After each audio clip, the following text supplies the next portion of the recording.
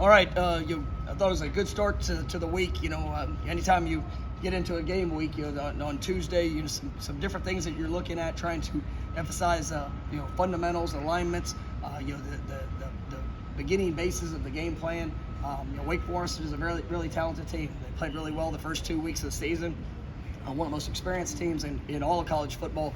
A team that who relies on really good playmakers and playing the game with great fundamentals and discipline. And so for us this week, our fundamental focus, the details of how we approach each play and having to play with great physicality and relentless spirit is going to be big. We're gonna have to win our one-on-ones. We're gonna have to make the most of every opportunity that we get. This is a defense that doesn't give up the big play, and they run, they tackle. Special teams is probably as big of a week that we've had up to this point. This is a team that's been very explosive in the return games. Do a great job in their coverage units, and so we got challenges ahead of us. And I thought there were some good moments throughout the course of practice, but then also some things that we're gonna absolutely have to clean up here before tomorrow, and guys take the corrections and be able to apply it in tomorrow's work as we get into our third downs, because we know the emphasis that's going to be once again here this week. But I thought all in all, they got some good work today. Got to continue to push. What are your main memories from playing Dave Lawson and making the Vernon? Really the things that I mentioned earlier. It's Coach Clausen, I think, is a tremendous evaluator. You look at their guys that they have, and they're talented. Some of the guys, you look at their defensive front, I think it's an impactful defensive front. Some of their guys at D tackle are 6'1", 6'2", rather than maybe 6'4", 6'5", but those guys, they play big, they play strong, they play with great pad level and technique, with a relentless motor. They are impactful players. What they do, offensively, very unique, schematically. Just timing and tempo. Their kids have great confidence in their system. He's been there for many years. So, you can see this is something that is, that's preached on every single day. The discipline of how they play. They don't beat themselves, and you couple that with explosive playmakers. It's a tremendous challenge. But I got all the respect in the world for Coach Clausen and what they do. From a scout team standpoint, how difficult is it to emulate that next point situation? That's one of those things that it takes time, it takes reps. Having your scout team guys take ownership to come in and study film to try to get a sense of what that needs to look like. It's big, and because it's not like playing a triple option, but anytime you play something unique, it's in its own right. The timing of it, making sure that the look is the same, making sure that our guys understand the keys that we need to see and what we need to do. it's all important, and that's sometimes that is part of the Tuesday frustrations that you deal with. And we had a little bit of that offensively and defensively today, but at the end of the day, our guys have to come in and study film and prepare themselves for what they see, and then get the most of all the physical reps that they have throughout the week. What's the challenge coming off of a frustrating loss, in terms of the players controlling their emotions and frustration and still playing smart, but it's like, where do you channel that? Yeah. That's the course of a game. It's a course of practice. It's a course of life. You're going to be put in uncomfortable situations. Nobody wants to lose. Nobody wants to have a bad play. Nobody wants to be embarrassed, right? But those things, they show up in life. But in that moment, where do you allow your mindset to go? Do you get distracted by the outside circumstances, the things that you can't control, or do you focus on the things that you can control and just continue to get better, continue to be where you need to be, to make sure your eyes are where they need to be, to work and develop on the fundamental steps of what it takes to put you in a position to be successful? I say all the time, hard work does not guarantee success. Hard work just puts you in the best position to be successful, but you have to apply those actions in the moment. So that's one of the big things that we're pushing on. It starts in meetings this morning. How do you come in and sit in meetings? Are you on the edge of your seat taking notes? Is fire burning out of your eyes to learn and to grasp that information? Or are you just kind of going through the motions and just checking off a box?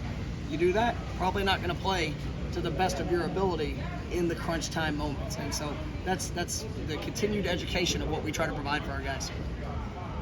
Yeah. You talked yesterday about kind of, even if it's McKenzie's the guy, you're going to find Jordan's ways to get on the field. Just what gets you the reason of establishing the firmer depth chart kind of coming into this week? I mean, I believe that McKenzie has worked really hard, has earned it, did a nice job the other night. Even some plays that he'd like to have back, gave us opportunities. Jordan is a dynamic player. You think he has an incredible future in helping this football team win games. That's per week, that's per game. I mean, it's not, it's his development and the investment that he puts into it is big. For us and establishing what that is week in and week out, that's our job as coaches. But excited about what McKenzie brings. Just his energy, the positive approach to lifting up teammates, to investing in those guys. He's got great leadership qualities. We got to play great around him, and and obviously he's got to play at a very high standard. Why do you think Lawrence hasn't had quite as much success when he's run the ball this year compared to last year? And it's a small sample size. Yeah, I mean, I think it's a small sample size, but there's some things, even just the other day, all the right intentions. Whether it's a track here, a little detail there. I mean, it was, Lawrence is a very talented back, and we're excited about getting him going. Being able to see him have some explosive plays.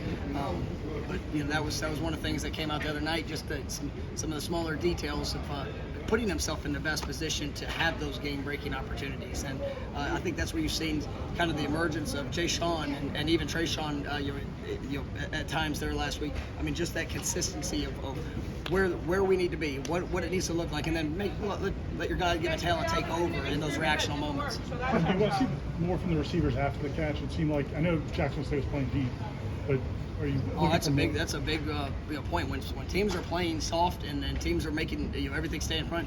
I mean, you've got to have playmaking ability with the ball in your hands. I thought Darren Williamson was one that stood out in that regards. Everything for him was all of his catches were short catches, but he made people miss. He had was able to establish some positive gains with the ball in his hands, and we need that to show up within more guys, and you got to create that separation. You got to give yourself space to be able to do that, and it's something we're working on. When a guy like Darren makes plays, when giving opportunities, that lead to giving him more touches. Oh, absolutely, and that's one of the guys that in the game when we tried to, when the perimeter game needed to emerge, he was a guy that we wanted to give more of those opportunities to, and unfortunately we had a couple penalties on other plays, catches that he had. But I was excited about what he was showing, and I was excited about what his future is.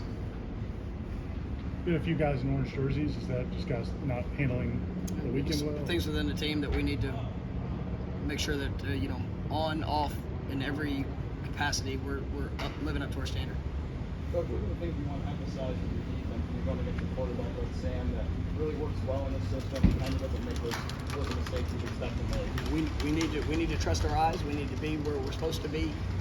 You can't give this guy anything. I mean, he's extremely sharp. There's going to be times that we're going to be in great positions, and he has the ability to make tight window throws to big receivers, and guys that are explosive movers. This is going to be a great challenge for our defense. And, everything within their offense starts with the running game. So we have to stop the run, but then obviously that's going to provide some opportunities outside for guys to have to step up at a high level. Is that within that, the linebacker group, you've done Kalen for a half, just the younger guys that are going to step up, especially discipline-wise against and that was one of the things even today, with Kalen being out the first half, you had to push other guys up to step up to the challenge.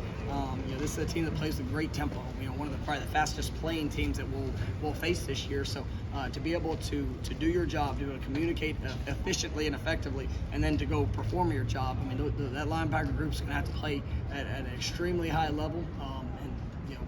With Kalen being down in the first half, it provides an opportunity. We got to go seize it.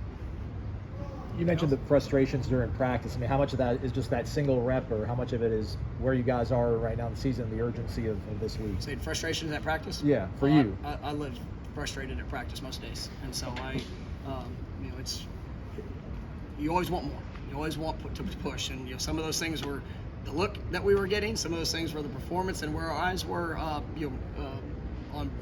in all phases. I want to make sure we're making the most of the time.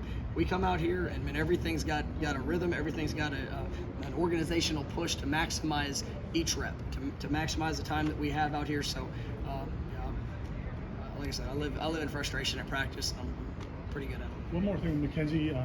we see it at practice, but also during the game, it seems like he's much more comfortable about making sure guys are lined up around him, like making sure everybody else knows what they're doing. Yeah, How far is he coming that way? Yeah, just a ton. I mean, being a first year in the offense, that's just the investment, the film study, understanding the language. There's still things that he has to continue to work on and make sure his eyes are right, and he's going to gain in that confidence with each rep that he gets.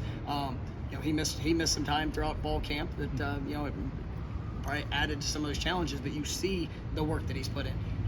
Even days that he was unavailable, I mean, he's sitting there watching film, making sure he's getting those mental reps, and I think that allows him to play at a high level when he goes in there. Thanks, guys.